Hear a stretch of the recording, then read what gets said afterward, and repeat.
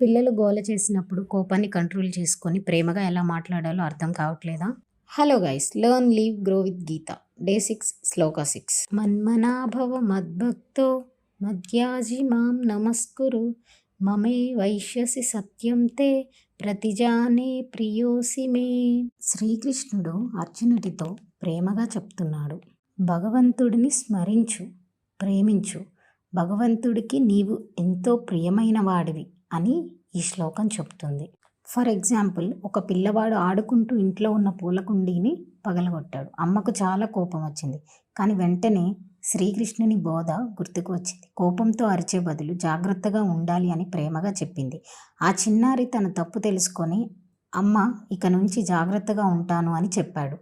ప్రేమతో చెప్పిన ఒక మాట కోపంతో చెప్పిన 100 మాటల కంటే ఎక్కువ మార్పు తీసుకువస్తుంది.